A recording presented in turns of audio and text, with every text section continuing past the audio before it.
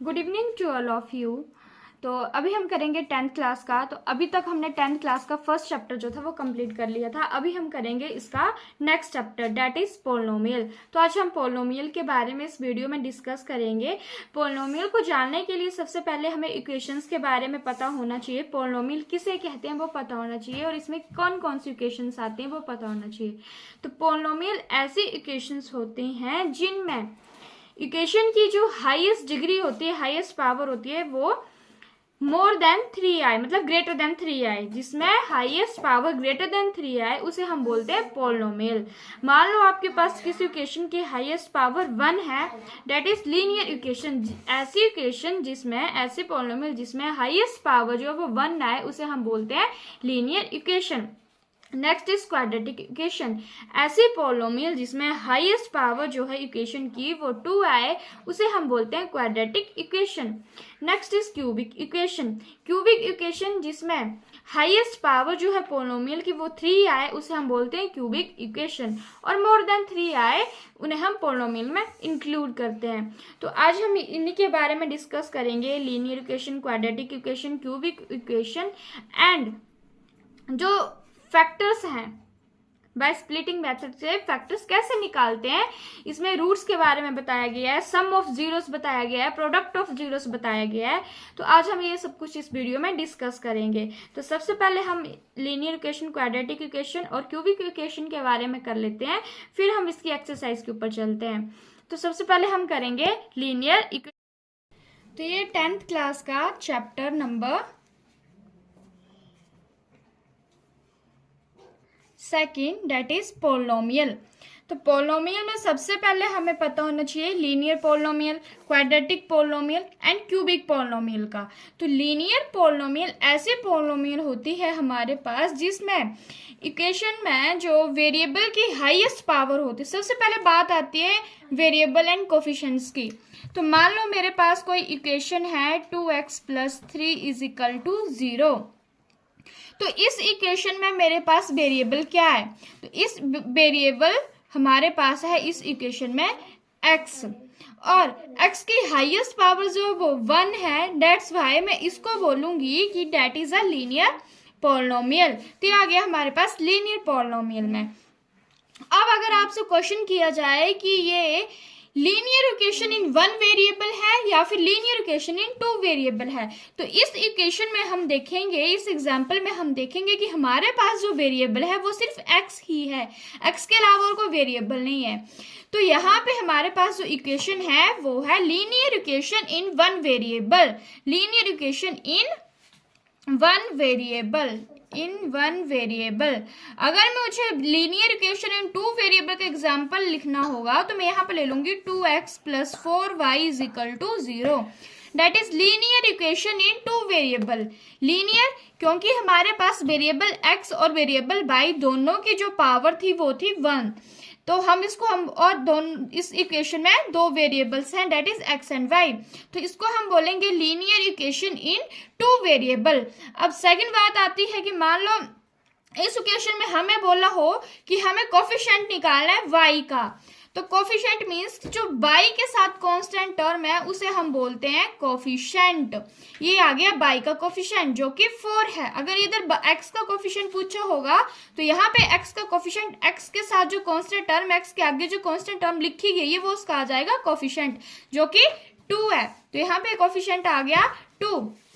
अब हम करेंगे लीनियर इक्वेशन, लीनियर पोलिनोमियल। तो जैसे कि अभी हमने पढ़ा, ऐसी पोलिनोमियल जिसमें वेरिएबल की हाईएस्ट पावर 1 हो उसे हम बोलेंगे लीनियर पोलिनोमियल। ये है इसकी स्टैंडर्ड फॉर्म। इसके कुछ एग्जाम्पल कर लेते हैं। तो इसका एग्जाम्पल हमारे पास आ जाएगा, जैसे मान लो √3x + 5, x - 2/11, 2x + 4। इस तरह से हम कुछ भी ले सकते हैं। तो ये सारे हमारे पास आएंगे लीनियर पोलिनोमियल में, दैट इज लीनियर पोलिनोमियल। इसमें 2x - 3, 2x + 4 ये सारे हमारे पास आएंगे लीनियर पोलिनोमियल में। अगर मैं यहाँ पे लिख दूं, चलो हम क्वाड्रेटिक इक्वेशन को भी पहले डिस्कस कर लेते हैं। x की पावर 1 है, that's why that is a linear polynomial. x की पावर 1 है, that's why that is a linear polynomial. x की पावर 1 है, that is a linear polynomial. तो नेक्स्ट क्वेश्चन है हमारे पास quadratic polynomial. Quadratic polynomial means कि जिसमें हाईएस्ट पावर जो है वो हमारे पास 2 आए, उसे हम बोलेंगे क्वाड्रेटिक इक्वेशन। तो ये जो स्टैंडर्ड फॉर्म मैंने लिखी इसमें हमारे पास वेरिएबल की हाईएस्ट पावर जो है वो 2 है। For example 2x² plus 3x plus 7 is equal to 0। तो यहाँ पे हम देख रहे हैं जो वेरिएबल्स हैं उनकी हाईएस्ट पावर कितनी है, 2 है। तो इसे हम जिसकी हाईएस्ट पावर 2 उसे हम बोलेंगे क्वाड्रेटिक पॉलिनोमियल। अगर यहाँ पे पूछा जाए कि x² का कोफिशिएंट क्या है, तो x के साथ जो कांस्टेंट टर्म है यहाँ पे आ जाएगा 2 is the coefficient of x²। साथ में हम करेंगे क्यूबिक पॉलिनोमियल। क्यूबिक पॉलिनोमियल ऐसी पॉलिनोमियल जिसमें पॉलिनोमियल की हाईएस्ट पावर जो है वो हमारे पास 3 आती है, उसे हम बोलते हैं क्यूबिक पॉलिनोमियल। फॉर एग्जाम्पल यहाँ पे हम ले लेते हैं 4x³ plus 2x² plus 6x plus 7 is equal to 0, that is cubic polynomial. तो ये था लीनियर क्वाड्रेटिक क्यूबिक पॉलिनोमियल के बारे में। अब हम करेंगे जीरोस क्या होती है। तो जीरोस जो हम इनके फैक्टर्स निकालते हैं, ये जो इक्वेशंस है पॉलिनोमियल्स इनके जो हम फैक्टर निकालते हैं उनको हम बोलते हैं zeros of polynomial, zeros product of polynomial, zeros of polynomial या फिर क्वाड्रेटिक इक्वेशन। क्वाड्रेटिक इक्वेशन के ही हैं आपके सिलेबस में, तो हम सिर्फ क्वाड्रेटिक पॉलिनोमियल के ही डिस्कस करेंगे। Zeros of quadratic polynomial and product of zeros find out करने के बाद हम निकालते हैं प्रोडक्ट ऑफ क्वाड्रेटिक पॉलिनोमियल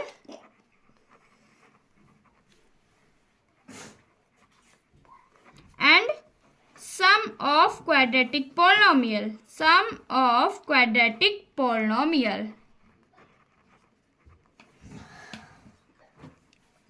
तो जीरोस का हमने देख लिया कि जो हम फैक्टर्स निकालते हैं वो आती है zeros of a polynomial, quadratic polynomial and product of a quadratic polynomial.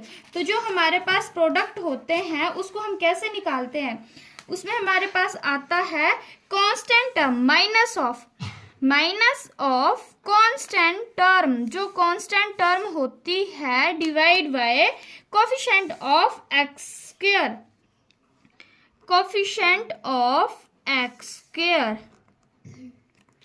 Product of zeros. और सम ऑफ जीरोस में हमारे पास आएगा minus of coefficient of x², coefficient of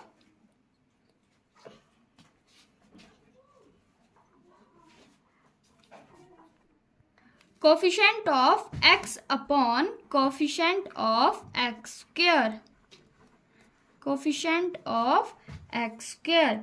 यहाँ पे माइनस नहीं आएगा प्रोडक्ट में, constant term upon coefficient of x² and minus of coefficient of x upon coefficient of x², that is sum of quadratic polynomial and product of a quadratic polynomial. और जो इसको हम alpha plus beta करके भी लिख सकते हैं, इसको हम अल्फा बीटा करके लिख सकते हैं और इसको हम अल्फा प्लस बीटा करके लिख सकते हैं। ये अल्फा बीटा जो है वो हमारे पास जीरोस हैं, जो जीरोस हम निकालेंगे वहां से आएगा। तो ये थे हमारे पास प्रोडक्ट और सम। अब हम इसके कुछ एग्जांपल्स करते हैं कि किस तरह से इसके प्रोडक्ट और जीरोस निकालते हैं। तो एक्सरसाइज 2.2 का क्वेश्चन नंबर 1 है हमारे पास, find the zeros of the following quadratic polynomial. हमारे पास क्वाड्रेटिक पॉलिनोमियल गिवन दी गई है और इसकी हमें जीरोस निकालनी है। जीरोस निकालने के लिए हमें इनके फैक्टर्स निकालने आने चाहिए। तो सबसे पहले जब भी हम इस तरह के क्वाड्रेटिक इक्वेशन को सॉल्व करेंगे तो इसके first term by splitting method x² को मैंने एज इट इज वैसे उतार दिया और जो लास्ट टर्म थी -8 उसको भी मैंने वैसे ही उतार दिया। हमें स्प्लिट करना है -2x को। तो जब हम प्रोडक्ट निकालते हैं हमें प्रोडक्ट और सम चेक करना होता है, ठीक है जी। तो हमें ऐसे दो नंबर ढूंढने हैं जिनका प्रोडक्ट हमारे पास 8 आए और जिनका सम प्लस या माइनस कुछ भी करके हमारे पास 2 आना चाहिए उन्हीं दो नंबर्स का। ठीक है, तो सबसे पहले हम 8 के मल्टीपल्स लिख लेंगे यहाँ पे। तो हमें पता है 2 4 ज़ा 8 होता है और 4 2 ज़ा 8, 8 1 ज़ा 8। तो साथ में मुझे ये भी चेक करना है कि इनका सम जो है हमारे पास वो 2 आना चाहिए। तो अगर मैं 8 1 ज़ा 8 और 1 लेती हूँ, इनके फैक्टर्स 8 और 1 को चूज करती हूँ, तो मैं यहाँ पे देख रही हूँ कि मल्टीप्लाई प्रोडक्ट तो 8 आ रहा है हमारे पास, लेकिन जब मैं इसको यहाँ पे सम करूँगी तो अगर मैं 8 में प्लस करती हूँ तो मेरे पास 9 आएगा, माइनस करती हूँ तो 7 आएगा। मुझे चाहिए यहाँ पे 2x, तो मेरे पास यहाँ पे 2 नहीं आया। अब मैं नेक्स्ट पेयर लेती हूँ 2 और 4, ये 4 और 2 दोनों सेम ही है, तो 4 2 ज़ा 8, और अगर मैं 4 में से 2 माइनस करती हूँ तो मेरे पास 2 भी आ रहा है। मतलब जो मेरा पेयर बन रहा है वो बन रहा है 4 और 2 का। तो जो यहाँ पे मैंने यहाँ पे साइन है माइनस, उसको भी मैं एज इट इज लगा दूंगी। तो पेयर बन रहा है मेरे पास 4 और 2 का। 4 में से 2 माइनस करके 2 आ रहा है, तो इसको मैं एज इट इज इधर लिख दूंगी 4 माइनस 2। साथ में इसके साथ x था, तो यहाँ पे इन दोनों के साथ मैं x लगा दूंगी। ठीक है जी, ये कर दिया मैंने इसको स्प्लिट। अब मैं यहाँ पे साथ में एक बात का ध्यान रखना, जब बाहर माइनस हो तो इस चीज को जो हमने स्प्लिट किया उसको हमेशा ब्रैकेट में लिखना है, वरना हमारे पास ये साइंस की गड़बड़ हो जाती है यहाँ पे। तो अब इसको आगे ओपन करते हैं, तो ये आ जाएगा एक्स स्क्वायर, माइनस को जब मैं 4x के साथ मल्टीप्लाई करूंगी तो ये आएगा माइनस का 4x, और माइनस माइनस प्लस, तो यहाँ पे आ जाएगा प्लस का 2x, माइनस का 8। जब भी हम माइनस वाले क्वेश्चन को ब्रैकेट लगा के करेंगे तो अपने आप ऑटोमेटिकली साइन से ही आ जाते हैं। अगर हम डायरेक्ट करें तो हमें ये चीज़ देखनी पड़ती है कि हमें बड़ी टर्म माइनस की लेनी है, क्योंकि हमें यहाँ पे माइनस चाहिए। तो अगर हम इस तरह से ब्रैकेट लगा के करें, इजीएस्ट वे है ये, तो ये खुद ब खुद इसके साइन से ही आ जाते हैं। अब हमें इनके कॉमन फैक्टर्स निकालने हैं, तो एक पेयर ये बन गया, एक पेयर ये बन गया। हम देख रहे हैं एक्स स्क्वायर और माइनस 4x में हमारे पास जो कॉमन है, जो दोनों में आ रहा है, दैट इज x। इसके पास भी है, इसके पास भी है। मैंने यहाँ से x बाहर निकाल लिया, तो इसके पास बचा 1x, एक चला गया बाहर। नेक्स्ट इज माइनस, माइनस लगा दिया, यहाँ से x गया है बाहर और यहाँ पे बचा है 4। पहला पेयर हो गया सॉल्व। आगे प्लस 2x माइनस 8। 2x और 8 में हमारे पास कौन सी चीज कॉमन है जो दोनों के टेबल में आती है, दोनों एक ही टेबल में आते हैं, दैट इज 2। 2 के टेबल में 2 भी आता है और 4 भी आता है, तो मैं यहाँ से 2 को कॉमन निकाल लूंगी। मेरे पास बचेगा x माइनस, यहाँ से 2 बाहर निकाला है, मतलब कि 2 4 ज़ा 8 होते हैं, 2 बाहर गया तो यहाँ पे क्या बचा है, 4 बचा है, तो डेट इज यहाँ पे आ गया आपका 4। अब देखो, अगर हमारे ये दोनों पेयर्स कॉमन आ जाएं, एक जैसे आ जाएं, इट मीन्स कि हमारी ये जो कैलकुलेशन है वो बिल्कुल सही है। तो आगे हम इन दोनों का कॉमन निकाल लेते हैं। x माइनस 4 आ गया यहाँ पे, यहाँ बचा x प्लस 2, x प्लस 2, तो ये आ गया आपके पास 2 पेयर। अब हमें इनके निकालनी है zero. x minus 4 is equal to 0 और x plus 2 is equal to 0। अब यहाँ पे है माइनस का 4, ये 0 के जब हम राइट हैंड साइड लेके जाएंगे तो यहाँ पे ये बन जाएगा प्लस का 4। उसी तरह यहाँ पे है प्लस का 2, जब मैं इसको राइट हैंड साइड लेके जाऊंगी तो यहाँ पे ये बन जाएगा माइनस का 2। तो मेरे पास जो जीरोज आई हैं वो आई हैं 4 कॉमा माइनस 2, तो ये दो आपके पास इसकी जीरोज है। अब हम चेक करेंगे इसका relation sum of the zeros and product of the zeros.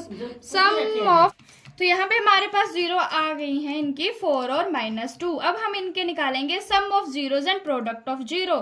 तो जो हमारे पास जीरोज आई हैं उनका सम कर देते हैं यहाँ पे। Sum of zeros minus 2 plus 4 is equal to, minus plus minus होता है, बड़ी टर्म के साथ जो साइन लगता है वही इधर आता है। तो यहाँ पे 4 प्लस का है, तो यहाँ पे मेरे पास आ गया प्लस का 2। 4 में से 2 माइनस किया, प्लस का 2। अब सम ऑफ जीरो, साथ में हमें चेक भी करना है, जो हमें क्वाड्रेटिक इक्वेशन दी थी उसके साथ हमारा ये सही आया है कि नहीं आया है। तो हमें पता है जब हम सम ऑफ जीरो निकले तो उसको चेक करने के लिए हमारे पास यहाँ पे minus coefficient of x upon coefficient of x आता है। तो उसके